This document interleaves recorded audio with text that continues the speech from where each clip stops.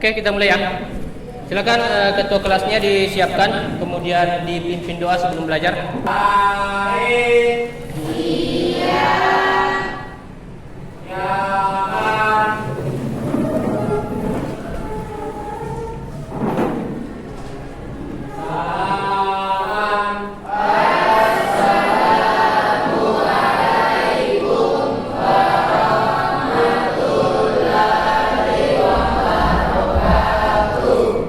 Assalamualaikum warahmatullahi wabarakatuh.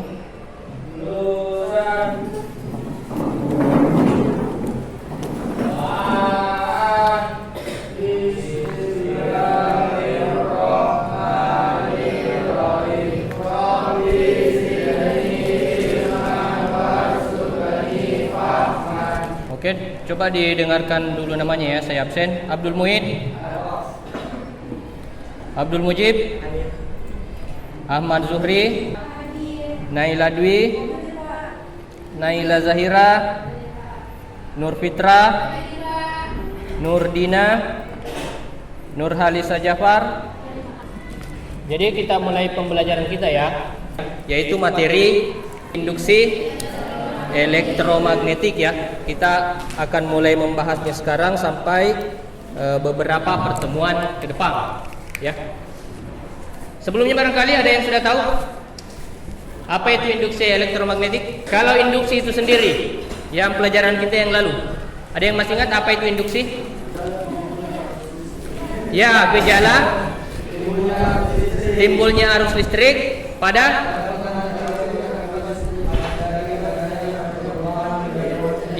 jadi gejala timbulnya arus listrik pada penghantar ya, atau pada kawat listrik ketika diberi arus listrik ya. Sebelum kita lanjut, saya mau mengingatkan kembali. Ada yang masih ingat dengan gambar ini? Arus listrik, kemudian keempat jari lainnya menunjukkan arah medan magnet, kemudian jari tengah menunjukkan arah gaya Lorentz. Jadi modelnya seperti ini ya. Berikutnya induksi elektromagnetik. Jadi modelnya seperti ini ya. Jadi ketika ada sebuah magnet digerakkan memasuki gulungan kawat atau kumparan kawat, maka di bagian pembacaan galvanometer ya, magnetnya bergerak ya. Atau ada model lain yang seperti ini. Nah, sekarang apa yang akan kita pelajari ya? Yang pertama itu adalah menganalisis fenomena induksi elektromagnetik. Kemudian yang kedua, kompetensi dasar yang kita capai adalah melakukan percobaan ya. Jadi kita akan melakukan percobaan ya. Tapi percobaannya itu kita lakukan secara maya ya. Jadi kita menggunakan laptop atau smartphone ya. Jadi melakukan percobaan tentang induksi dan harus melakukan presentasi. Jadi setelah melakukan percobaan harus dipresentasikan ya. Berikutnya tujuan kita belajar induksi.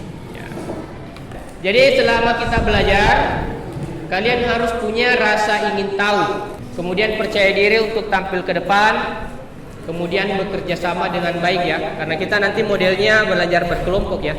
Apa yang akan kita lakukan? Ya, mengidentifikasi GGL induksi ya. Kemudian yang kedua, menelaah induksi magnet pada kawat dalam medan magnet. Tujuan yang ketiga, ya, ini melakukan percobaan. Tujuan yang keempat, mempresentasikan hasil percobaan ya. Jadi ini yang akan kita lakukan hari ini. Ada pertanyaan sampai sini? Tidak ada. Sebagai pengantar silahkan Anda simak dulu ya. Jadi ini ada sebuah kumparan ya, gulungan, atau sebelumnya kita beri nama solenoid, gulungan kawat yang dihubungkan ke galvanometer ya untuk mendeteksi arusnya. Kemudian ada magnet batang ya. Jadi magnet batang ini ketika dia hanya diletakkan di luar, itu tidak ada arus yang mengalir ya. Kira-kira bagaimana jika yang pertama saya akan membagikan LKPD. Seperti biasa kita bagi kelompok. Ini satu kelompok, kelompok 1. Kelompok 2. Jadi LKPD-nya di bagian kita mulai dari merumuskan masalah ya. Jadi perhatikan di tayangan ini ya. Ini ada perbandingan, ada kumparan atau gulungannya sedikit, ada kumparan atau gulungannya. Ya, jadi ini masalah yang pertama. Ya, masalah itu dimulai dengan pertanyaannya, bagaimanakah pengaruh? Kira-kira apa yang mau dicari pengaruhnya? Pengaruh apa? Nah, bagaimanakah pengaruh kumparan terhadap GGL? Terhadap apa? Terhadap GGL induksi. Ya, itu yang pertama ya. Kemudian yang kedua, masalah yang kedua, ya. Masalah yang kedua, ini akan berbeda ketika magnetnya digerakkan secara perlahan dan magnetnya digerakkan secara pengaruh gerakan magnet terhadap besar simpangan ya, atau GGL induksi, yaitu masalah yang kedua. Semua bisa ya menuliskan masalahnya?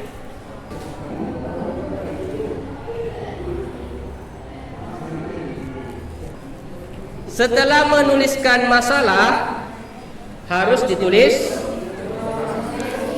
hipotesis. Kalau kira-kira kumparannya sedikit, gulungannya sedikit, bagaimana GGL-nya, besar atau kecil? Silakan Anda jawab. Silakan Anda duga.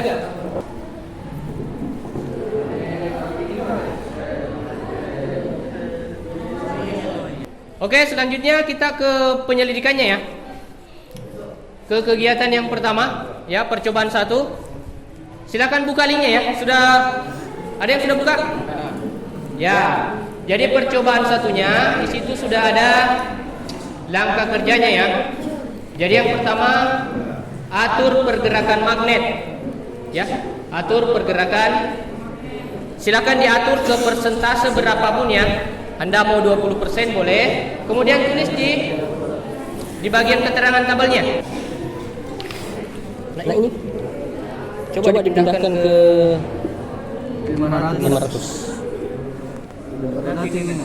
Yang mana lebih cepat, yang mana lebih jauh?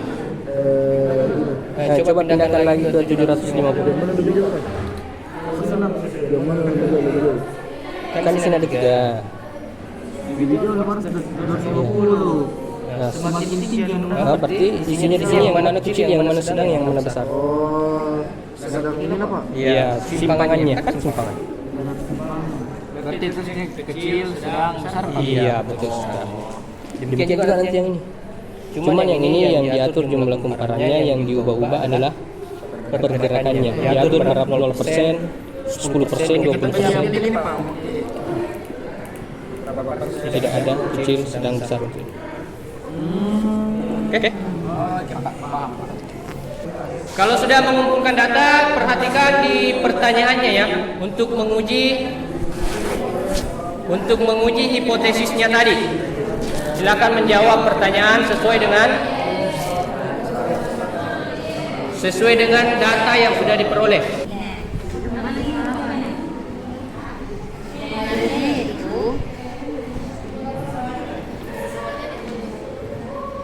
Oke, sekarang kita simpulkan ya. Sudah sampai di kesimpulan.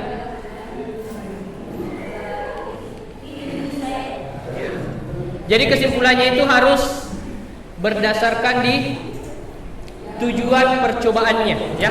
Jadi kita hanya mengulang-ulang ya, mempertegas. Ya.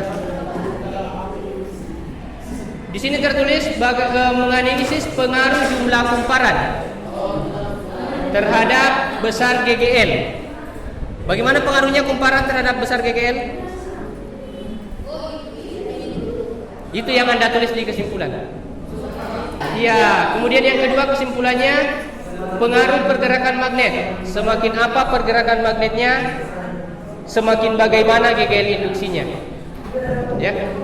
Jadi di sini Anda gunakan jumlah kumparan dengan GGL induksi yang pertama. Yang kedua, pergerakan magnet dengan besar GGL induksi bagaimana? Bagaimana? Ada yang sudah selesai? Oke, silakan dilanjutkan kesimpulan. Oke, kelompok 8 sudah. Bisa persentase ke depan? membacakan hasilnya. Percobaan satu saja ya, nanti percobaan dua di kelompok lain ya. Oke, silakan dibacakan permasalahannya yang pertama ya. Dibacakan permasalahan yang pertama. Permasalahan, rumusan masalah yang pertama.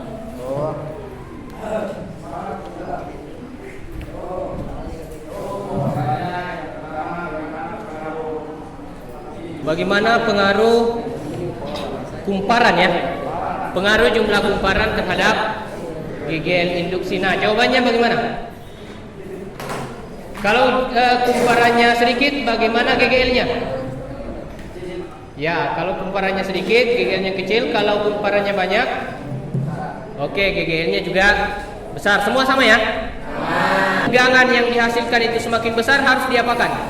Apanya yang diperbanyak? Ya, jumlah kumparan atau jumlah gulungannya. Ya, silakan Nak. Terima kasih. Beri tepuk tangan. Yang kedua, silakan tulis jumlah kumparan yang digunakan berapa.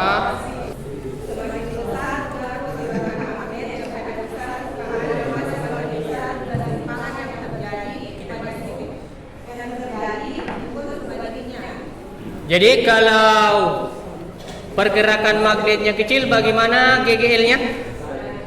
Kalau pergerakan magnetnya kecil, nol. Tidak ada ya. Jadi meskipun kumparannya banyak, tapi magnetnya tidak bergerak, itu tetap tidak ada GGL induksi. Ya.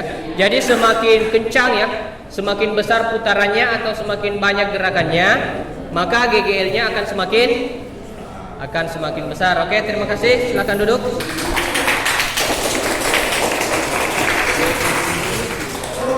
Tadi kita menyebut ada istilah GGL induksi. Apa simbolnya GGL induksi? Apa? Itu simbolnya epsilon ya. Epsilon.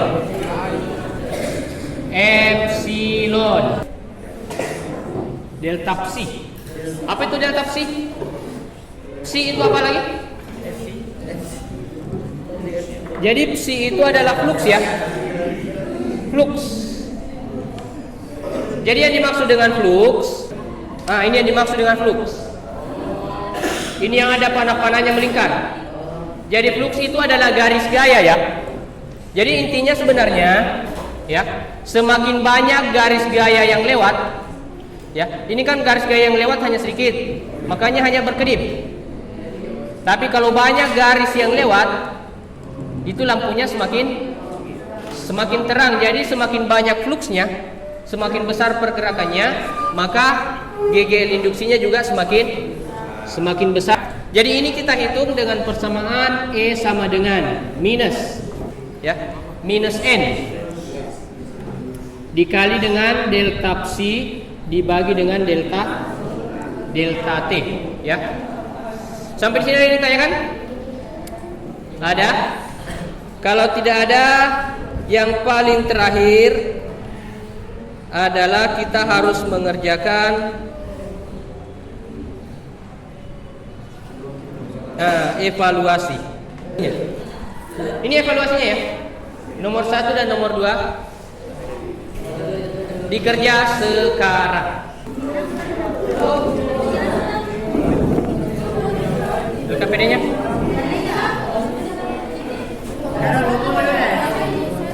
KPD ke sini.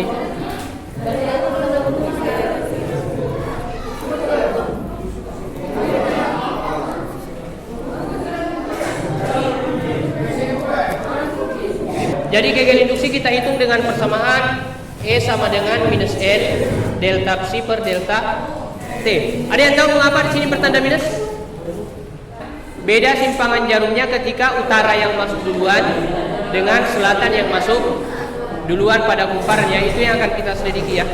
Saya kira untuk pembelajaran kita hari ini cukup. Kita tutup dengan ucapan alhamdulillahirobbilalamin. Assalamualaikum warahmatullahi wabarakatuh. Ya, silakan dirapikan tempatnya ya. Kemudian dibersihkan.